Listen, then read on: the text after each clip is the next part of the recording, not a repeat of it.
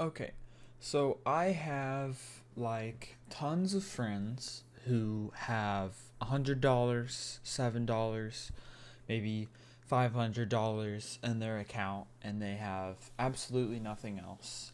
And that is just not how you do it. You want to financially be able to have money saved for, especially in situations where if you crash your car, how are you going to be able to afford to repair it? Or if your car breaks down, how are you going to be able to buy a new car if you have $100 left in your account? So I have learned and taught myself how to do financing, and so I am now making videos to help other people out with that. So, step one is to have an emergency fund, okay? And mine is $1,000. This is for emergencies only, and it is so that if at any time I do crash my car or something unexpected happens, I am able to immediately be able to pay for it without having to worry about like not being able to pay for it, obviously. Yeah.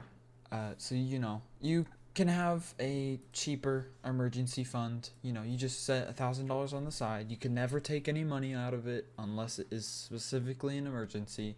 I feel like there's quite a few people that understand what this is, but not everyone. Well, at least most of my friends that I know don't even have $1,000, let alone in their account. So you could just start off with 500. Okay. One way to get to this point is to try and save. Well, I save 50% of all of my paychecks.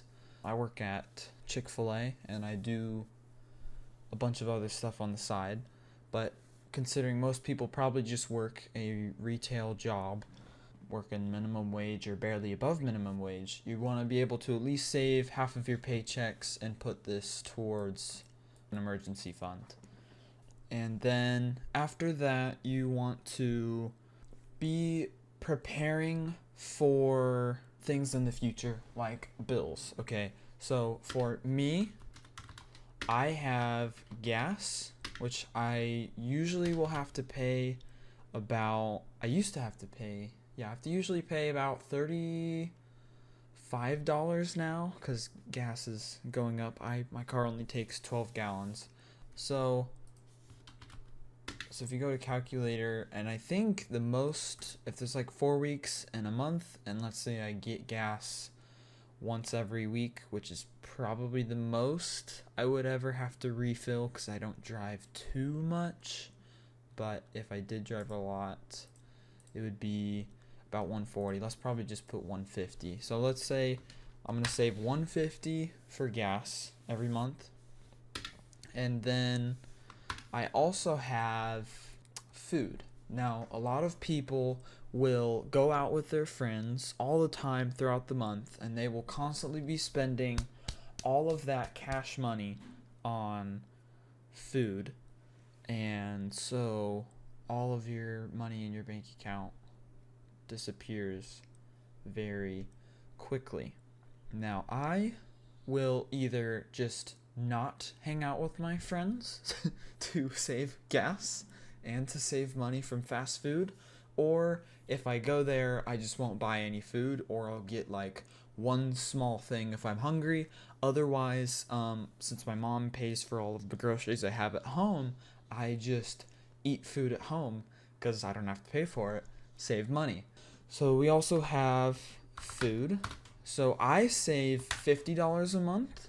Maybe you are not always going to be able to be at home to um, eat there, so you might need to have fast food. Now I get that, but you still want to be not spending so much.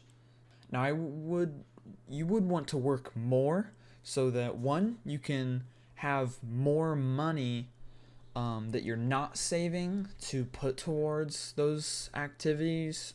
If you're not able to save half of your paycheck, just try and do as much as possible, or try and find out ways that you can work more to make more money. Now, some people just don't really care and don't really want to work that much, or they hate their job. You just gotta find a good job. I work at Chick-fil-A, great work environment, you get free food for every shift. It's a really good space. Whereas most places just hire anyone off the streets. So anyway, whenever you have your bills, I will start planning months ahead, okay? So I usually plan about 3 to 4 months ahead. So right now, it just became August. And so I will put this money aside for this month. And then I will go over to my money I have set for next month, September, and plan the bills that I have right now for September and then the months that follow after that. You just want to be able to save half of your paycheck to the point where you get emergency fund, then start doing your bills. So then after this, you will have the money that you can spend on whatever. You would usually just already have all of this saved, so I wouldn't have to worry about anything at all. Still would try and not spend that much money. Now, I would plan, for example, if you're wanting to buy clothes, I would have a bucket so that you could put, like, let's say, I'm going to put in $50 right now. And then a while later, you get your next paycheck, you're going to increase it to 100, and then eventually, whenever the time comes, you're going to go to spend the money, then you're going to take it out, and now you have no more money in the clothes bucket or whatever. And prepare. So you're basically, the whole entire thing here is preparing yourself for payments. After you have an emergency fund, a lot of people I know also will lose their job or will quit their job, or they will be, like in school, you have sports, you have homework, so sometimes you're not able to work as much. So if you don't, like, let's say, for me, I do track in spring season, but I don't do any sports or anything in the fall season, okay? So I am working as much as possible, so I have my bills prepared all the way from January to May, whenever school ends, because I already know I'm going to have track every single day of the week, and I'm only going to be able to work on Saturdays, because that's the only day I don't have track, and so I have enough money prepared for all of those days, and sometimes that means not spending money on clothes or whatever you want to buy in order to, not go broke like everybody else. For the same situation, like 6 months of my salary. So you can calculate how much you make in a month, probably over school. I would say you would take 6 months of that, and the half of your paycheck that you are saving, you would put that towards doing 6 months of your salary. Let's just say $2,000, I guess, for an example. So you put $2,000, $4,000 a year is your salary. This is in case, like I said before, if you ever lose your job, now you have a bunch of savings. This is very important when it comes to after you leave high school and you are like no longer with your parents and you are like in college or something. You now have 6 months of your salary. If you ever lose your job, now you have a bunch of money to live on until you get your job, which you would want to do as soon as possible so that you can keep these savings. So you don't exactly have to do this during high school. This is more important for college, but I am going to prepare and already am going to save a couple thousand for college if this ever happened or I decided to switch jobs or just for any reason, just to have some more money laying around that I can use for my future. Because there will be a lot of expenses once I leave the house, and I don't want to go broke.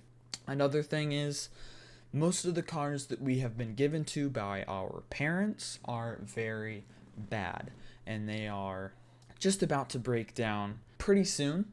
And so I would also, after you have done this, if you are interested in doing that, I would start savings for new car. Let's just say you only want to spend, I guess 6,000. Okay, you want to spend 6,000 on your car for a new one. That's probably not going to get you anything good, but let's just say we're working on a pretty tight budget here.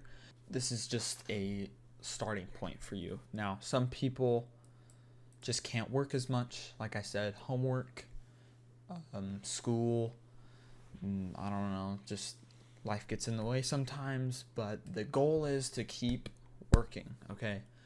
It doesn't matter if you don't want to go to work that day.